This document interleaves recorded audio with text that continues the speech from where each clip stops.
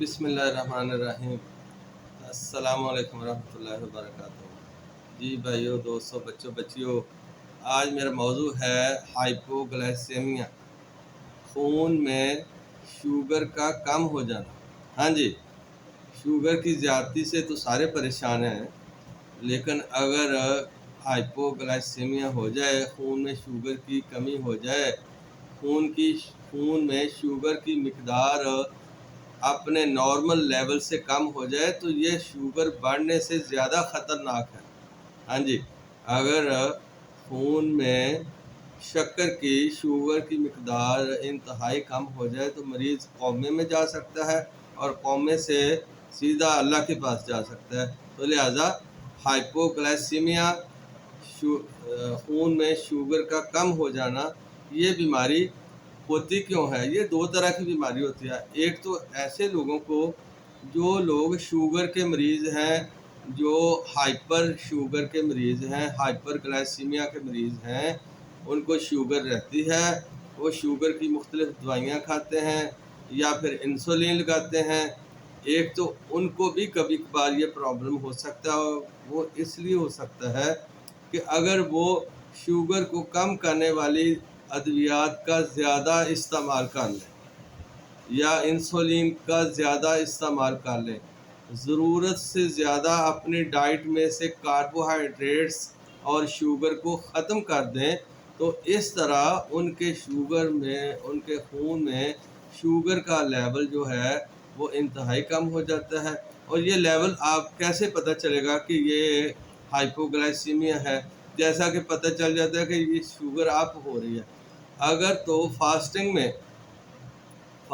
میں شوگر، خالی پیٹ اگر شوگر 50 سے نیچے آ جائے تو سمجھو یہ ہائپوگلائسیمیا ہو رہا ہے، خون میں شوگر کی مقدار کم ہو گئی ہے۔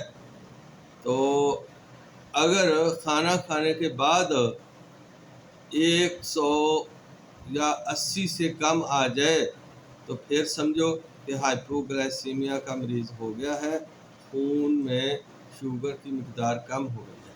اچھا، یہ تو تھا شوگر والے مریض، اور اس لیے شوگر والوں کو، شوگر کے پیشنٹس کو، ڈائبیٹک پیشنٹ کو ہر وقت نظر رکھنی چاہیے، اپنے انسولین کے یونٹ پر بھی اور اپنی دوائی پر بھی اور اپنی شوگر پر بھی۔ ایسا نہ ہو کہ شوگر کا لیول جو ہے وہ کم ہو جائے اور آپ کومے میں چلے جائیں اور کوئی نقصان ہو جائے۔ اچھا، یہ جو شوگر کے پیشنٹ ہیں، اگر یہ نارمل انسولین بھی نارمل لگا رہے ہیں، دوائی بھی نارمل لے رہے ہیں، ڈائٹ بھی نارمل لے رہے ہیں، تو ایسا ہوتا ہے کہ یہ جو کرونک پیشنٹ ہوتے ہیں شوگر کے، ان کو لمبے عرصے سے شوگر رہ رہی ہے، تو اس کی وجہ سے گردوں میں خرابی آ جاتی ہے۔ گردوں میں جو خرابی آتی ہے، گردوں میں جو چینجنگ آتی ہے، اس وجہ سے بھی شوگر میں، خون میں جو ہے وہ کم ہو سکتی ہے۔ وہ کیسے کہ اب گردوں میں خرابی آنے کی وجہ سے جو گردے ہیں وہ شوگر کو، جو خون میں ہے، اس کو یا انسولین آپ نے لگائی ہے یا دوائی آپ نے کھائی ہے، تو وہ گردوں میں سے جلدی باہر نہیں نکالتے، وہ زیادہ دیر تک خون میں، وہ دوائی جو آپ نے شوگر کے لیے کھائی تھی وہ زیادہ دیر تک خون میں رکھتے ہیں۔ تو اس لیے کیونکہ گردے کمزور ہو گئے ہیں، فلٹریشن کم ہو رہی ہے، کریٹینن بڑھ گئی ہے یا یوریا بڑھ گیا ہے، تو اس طرح پھر آپ کو گلائسیمیا ہو سکتا ہے۔ اچھا، دوسرے ایسے پیشنٹ جن کو کوئی شوگر نہیں ہے، نارمل ہے، تندرست ہے، لیکن بعض دفعہ ان کی شوگر انتہائی کم ہو جاتی ہے، تو وہ کیوں ہوتی ہے؟ عام لوگوں کو جو شوگر کے پیشنٹ نہیں ہیں، ان کی شوگر کم ہونے کی وجہ یہ ہے، ہائپوگلائسیمیا ہونے کی وجہ یہ ہے کہ ان کی ڈائٹ جو ہے وہ پراپر نہیں ہوتی، ان کی خوراک جو ہے وہ متوازن نہیں ہوتی۔ تو اس طرح زیادہ لمبے عرصے تک غیر متوازن، غیر معتدل ڈائٹ لینے سے، خوراک کھانے سے شوگر کم ہو سکتی ہے، خون میں شوگر کا لیول کم ہو سکتا ہے۔ تو اس کا بھی دیکھنا چاہیے کہ اپنی ڈائٹ کو مناسب رکھنا چاہیے۔ اب دیکھنا یہ ہے کہ اگر ہائپوگلائسیمیا شوگر والے مریضوں کو ہو گیا ہے یا غیر شوگر والے مریضوں کو ہو گیا ہے، تو اس کا کرنا کیا ہے؟ بھئی اس کا پراپر علاج تو یہ ہے کہ آپ اپنے معالج کے پاس جائیں، معالج آپ کی تشخیص کرے کہ آیا آپ کے گردوں کی خرابی کی وجہ سے آپ کو ہائپوگلائسیمیا ہو گیا ہے، یا آپ کی ڈائٹ کا کوئی مسئلہ ہے، یا آپ کے کوئی گلینڈ سسٹم میں جو آپ کے جسم میں، ہمارے جسم میں ایک غدودی نظام ہے، اس میں خرابی سے بھی یہ ہو جاتا ہے، تو وہ معالج تشخیص کر کے اس کا علاج کر لے گا۔ تو وقتی طور پر، فوری ایمرجنسی کے طور پر کرنٹلی جو آپ نے کرنا کیا ہے کہ جن لوگوں کو ایسا ہوتا ہے، وہ شوگر والے مریض بھی اپنی جیب میں کوئی ٹافی رکھیں، کوئی میٹھی چیز رکھ لیں، کوئی کھجور رکھ لیں، یا عام پیشنٹ جس کو کبھی کبھار ہو جاتا ہے تو وہ ہائپوگلائسیمیا ہو جاتا ہے، تو وہ اپنی جیب میں کوئی کھجور یا میٹھی چیز یا کوئی گڑ شکر ٹائپ کی کوئی چیز رکھ لے۔ جیسے ہی وہ فیل کرے، ڈیزی فیل کرے، چکر آنے شروع ہو گئے ہیں، سب سے بڑی علامت جو ہے نا، یہ چیکنگ کے علاوہ میں عرض کرتا ہوں کہ ہائپوگلائسیمیا کے مریض کو سب سے پہلے ویکنس اور چکر آنے شروع ہوتے ہیں۔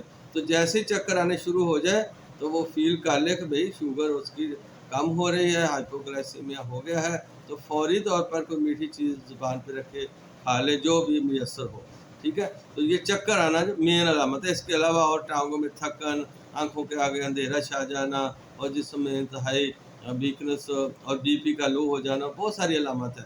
تو آپ اگر کسی کو یہ مسئلہ ہے تو اپنے معالج سے رابطہ کریں، تشخیص کرا کے علاج کرائیں، اور ہر وقت اپنی جیب میں کوئی کھجور یا کوئی ٹافی، کوئی میٹھی چیز رکھیں، یہی میری عرض ہے۔